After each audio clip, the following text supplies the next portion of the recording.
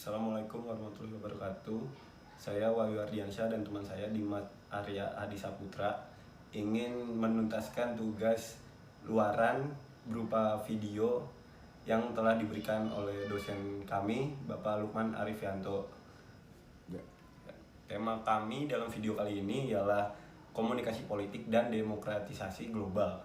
Nah, adapun bagian pertama yang ingin kami jelaskan mengenai apa itu komunikasi politik. Referensi kami di sini ialah buku Komunikasi, Media dan Demokrasi yang ditulis oleh Henry Subaktio dan Rama Ida. Nah, menurut penulis buku ini, komunikasi politik merupakan bidang studi baru dalam komunikasi. Kajian ini baru diterima setelah tahun 1970-an. Istilah itu sendiri dibuat pertama kali oleh Euler, Elderfeld dan Jenowitz pada tahun 1956. Eleu dan kawan-kawan mendudukan komunikasi politik sebagai salah satu dari 3 proses yang berpengaruh dalam kegiatan politik. Nah, 2 yang lainnya adalah kepemimpinan politik dan struktur politik. Sebagai disiplin baru, komunikasi politik tentu mempunyai bidang-bidang kajian. Bidang itu diantaranya adalah studi mengenai retorika, analisis propaganda, studi tentang perubahan sikap, studi tentang pendapat publik, studi tentang perilaku pemilih, hubungan pemerintah dengan media, serta berbagai teknik dan pendekatan dalam kampanye. Dalam komunikasi, setidaknya ada 2 elemen penting, yaitu komunikator politik dan kepemimpinan politik. Pada dasarnya, setiap orang dapat menjadi komunikator atau penyampai pesan politik, hanya saja bobotnya yang berbeda antara individu satu dengan yang lainnya. Sekilas informasi mengenai Hans Euler, Samuel J. Elderfeld, dan Maurice Jenowitz. Hans Euler lahir pada tahun 1915 di Overbeck, Jerman, dan meninggal pada tahun 2004. Ia merupakan ilmuwan politik Amerika Serikat dan pergi ke Amerika Serikat sebagai seorang pemuda pada tahun 1935. Selanjutnya ada Samuel J. Elderfeld yang lahir pada tanggal 29 Maret 1917 dan meninggal pada tanggal 5 Maret 2010. Ia adalah seorang akademisi, ilmuwan politik, dan politisi Demokrat Amerika. Ia menjabat sebagai wali kota Ann Arbor, Michigan dari tahun 1957 hingga 1959. Selanjutnya ada Maurice Jenowitz, lahir pada tanggal 22 Oktober 1919 dan meninggal pada tanggal 7 November 1988. Adalah seorang sosiolog dan profesor Amerika yang memberikan kontribusi besar pada teori sosiolog, studi tentang prasangka, isu perkotaan, dan patriotisme. Nah, pada kesempatan kali ini kami akan membahas setidaknya 3 bidang kajian yang ada dalam komunikasi politik, yaitu studi mengenai retorika, analisis propaganda, dan studi tentang perubahan sikap. Yang pertama ada studi retorika. Retorika merupakan alat persuasi yang dilakukan komunikator dalam rangka membujuk khalayaknya. Retorika adalah suatu istilah yang secara tradisional diberikan pada suatu teknik pemakaian bahasa sebagai seni yang didasarkan pada suatu pengetahuan yang tersusun dengan baik. Jadi, ada 2 aspek yang perlu diketahui seseorang dalam retorika, yaitu pengetahuan mengenai bahasa dan penggunaan bahasa dengan baik. Kedua, pengetahuan mengenai objek tertentu yang akan disampaikan dengan bahasa tadi. Ada 3 jenis retorika. Yang pertama, deliberatif. Yang kedua ada forensik. Yang ketiga ada demonstratif. Selanjutnya ada propaganda. Propaganda adalah suatu bentuk komunikasi berupa seni permainan kata-kata yang digunakan oleh suatu kelompok terorganisasi dengan tujuan menciptakan partisipasi aktif atau pasif untuk menyampaikan kebenaran menurut versi sang propagandis dengan menggunakan cara-cara persuasif untuk mengubah atau mempengaruhi pendapat, sikap, dan perilaku masyarakat atau massa yang menjadi targetnya, atau memperkenalkan hal-hal baru. Menurut Lily Wery tahun 2011, tujuan propaganda adalah sebagai berikut. Yang pertama, mempengaruhi opini publik. Propaganda tidak saja sekedar bertujuan untuk mengkomunikasikan fakta-fakta kepada publik, tapi juga fakta-fakta yang mempengaruhi opini publik terhadap suatu isu tertentu. Perubahan pendapat umum itu bisa positif, bisa juga negatif. Yang kedua adalah memanipulasi emosi. Propaganda dapat dilakukan melalui beberapa teknik manipulasi emosi, bahkan sering dilakukan dengan cara yang membahayakan. Melalui teknik propaganda, para propagandis memanipulasi kata, suara, simbol, pesan nonverbal agar dapat membangkitkan emosi audiens. Dalam komunikasi, setidaknya ada dua elemen penting, yaitu komunikator politik dan kepemimpinan politik.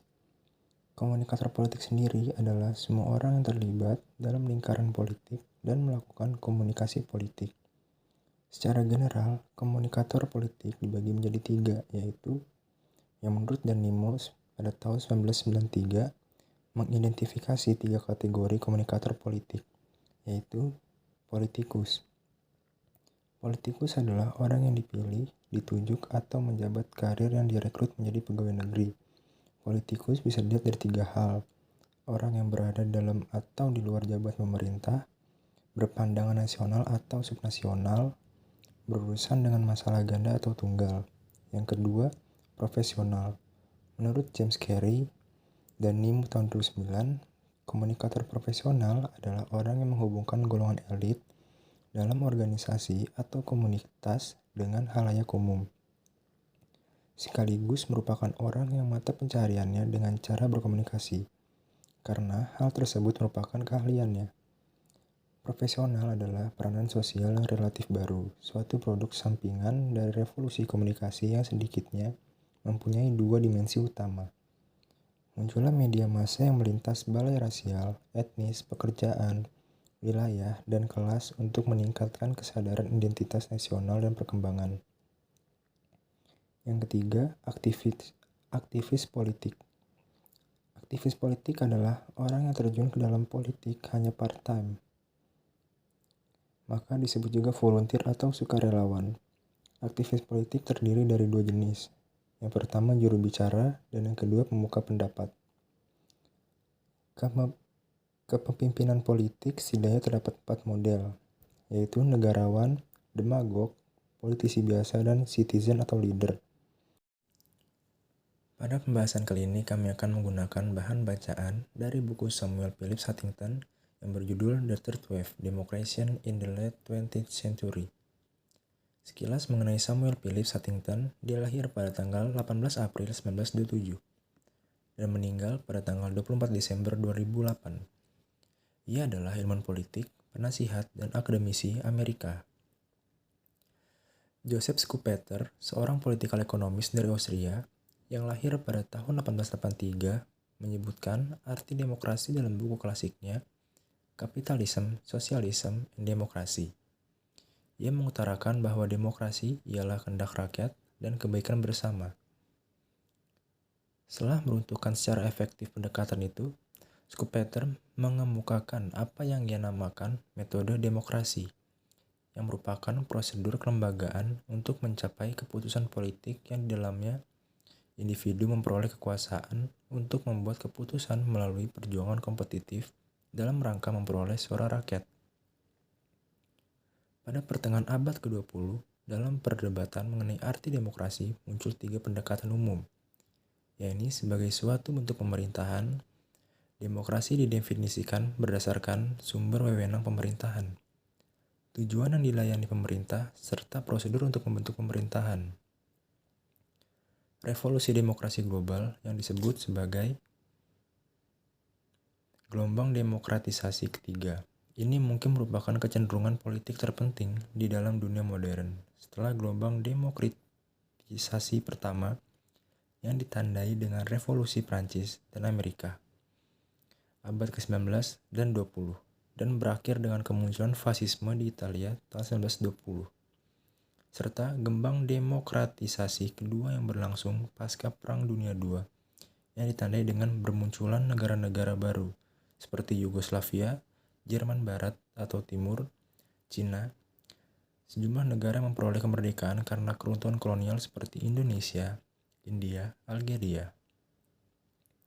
Di gelombang kedua ini, demokratisasi bergantung pada peluang politik dan ekonomi, tinggalan kolonial, intervensi asing, dan perang kemerdekaan di banyak negara. Kemudian menyurut ketika beberapa negara Yunani dan Amerika Latin kembali pada rezim otoriter. Dalam studinya ini, Huntington memberikan argumen teorinya mengenai demokratisasi yang tengah berlangsung secara luas di negara-negara dunia dalam beberapa gelombang. Secara sederhana, ia menggambarkan gelombang-gelombang demokratisasi dalam bentuk kuantitas negara sepanjang akhir abad ke-20. Dan di sela-sela gelombang tersebut terjadi gelombang arus balik, yakni penguatan kembali pada otoritarianisme dan totalitarianisme. Gelombang ketiga, demokratisasi menjadi masa pertumbuhan yang paling subur di antara gelombang lainnya. Sebab proses menuju demokrasi itu berjalan seiring dengan globalisasi melalui globalisasi dunia menjadi global village.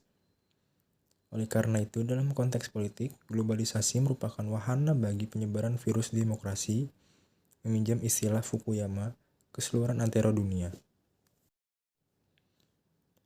George Sorensen dalam Demokrasi dan Demokratisasi mengatakan ada 4 prakondisi bagi perkembangan demokrasi.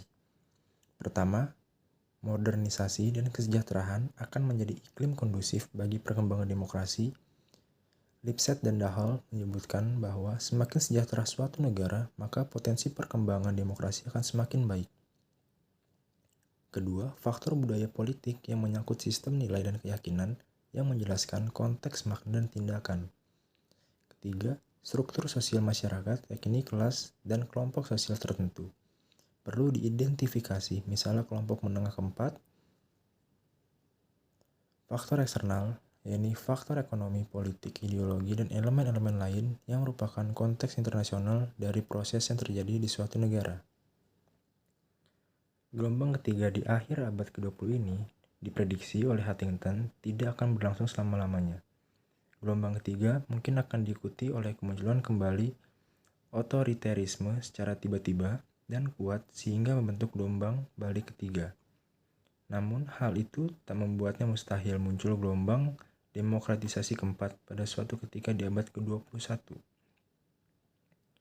Dari catatan masa lalu dapat disimpulkan bahwa 2 faktor utama yang akan mempengaruhi stabilitas demokrasi dan perluasan demokrasi di masa depan adalah perkembangan ekonomi dan kepemimpinan politik. Lebih lanjut, Huntington membahas berbagai aspek stabilitas demokrasi dan prospek konsolidasi dalam gelombang ketiga demokratisasi yang masih baru. Ia menguraikan sejumlah kondisi yang mendukung konsolidasi demokrasi baru.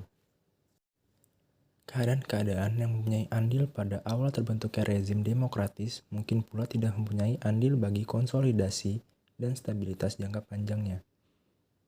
Pada tingkatan yang paling sederhana, demokratisasi sebagaimana yang diungkapkan Huntington, masyarakat 3 hal, yaitu berakhirnya rezim otoriter, dibangunnya rezim demokratis, dan pengkonsolidasian rezim demokratis. Masing-masing dari ketiga perubahan ini dapat dilibatkan oleh sebab-sebab yang berbeda dan bertentangan. Beberapa pakar mencari faktor-faktor penyebab transisi demokratis dalam tahun 1980-an, yang oleh Huntington disebut pada hasrat untuk merdeka yang mendalam dan dirasakan oleh banyak orang yang ditindas penguasa otoriter. Ada 5 perubahan yang tampaknya oleh Huntington berperan penting dalam membuka jalan bagi gelombang transisi demokrasi.